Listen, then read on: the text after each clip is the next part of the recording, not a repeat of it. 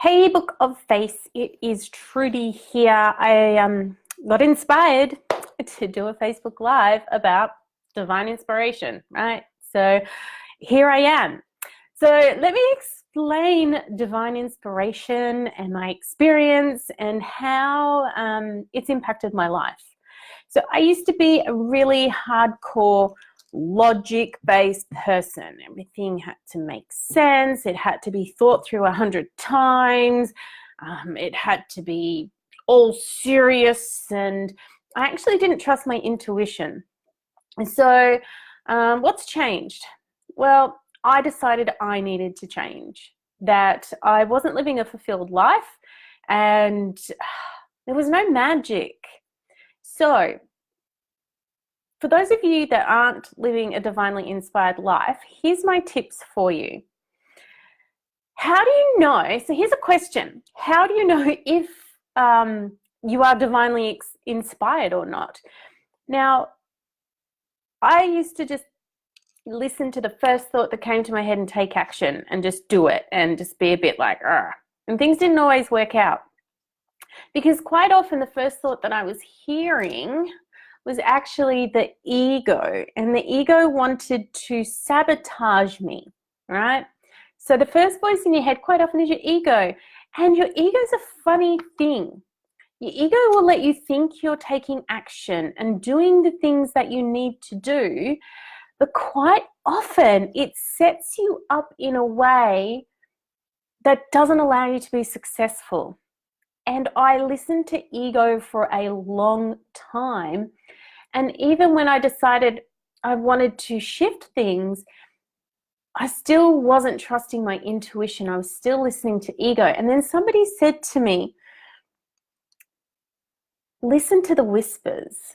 Listen to what comes after the first big loud thought. You must do that funnel and do that thing. Oh, wait, hang on. No, actually, doing that funnel isn't going to serve you. Do this thing instead. So divine inspiration to me is that little secondary whisper, but the ego tells us that that's the seeds of doubt.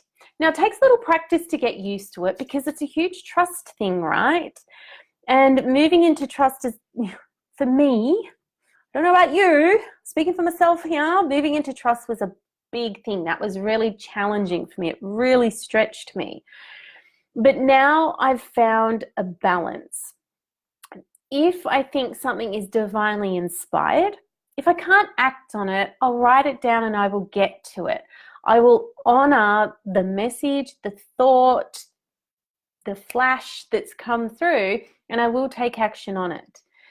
If a thought is big and loud and like, this is the thing you must do, I don't feel that I have to act on it straight away anyway. So I give myself the space to check in, is this ego or is this divinely inspired? Now, I've also healed my God trauma, my religious trauma from growing up. And that's actually also created a space for me to be able to feel like, yeah, I can actually trust what's coming through. And I've also been studying spiritual law and energy and vibration at a deeper level than I have ever been before. So you can live a divinely inspired life. This isn't telling you have to go out and quit your job and become a hippie and just, move into a little hut down by the beach, unless, of course, that is your dream life. But it's the tips to start trusting yourself more and to start having the right conversations in your head. So that's divinely inspired life living from me. I'll do a recap. The first voice that pops into your head that is really, really loud, quite often that is ego. Ego wants to keep you small. It will misdirect you and let you think you are taking action when the action is actually not going to get you where your purpose wants you to go. Start listening for the secondary whisper, the little voice that says, nah, hang on, no, just stop. If you're not sure, the big loud thing, write it down. Don't feel you have to take action straight away. the divinely inspired thoughts that come through, when you can act on them, act on them.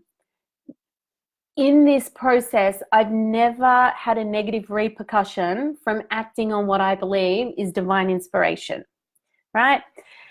Move into a space of trust.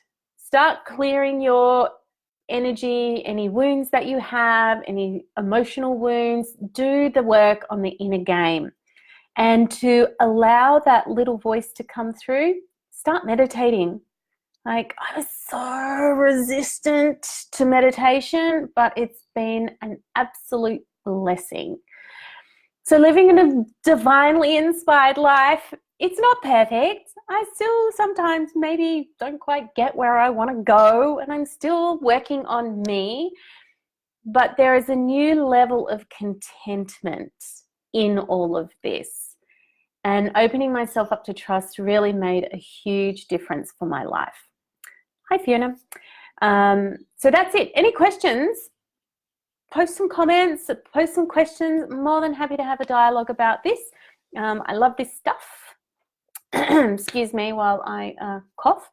And I hope this has helped you find a way to start connecting in with your little inner voice and your heart and your purpose as well, because that's why I'm here.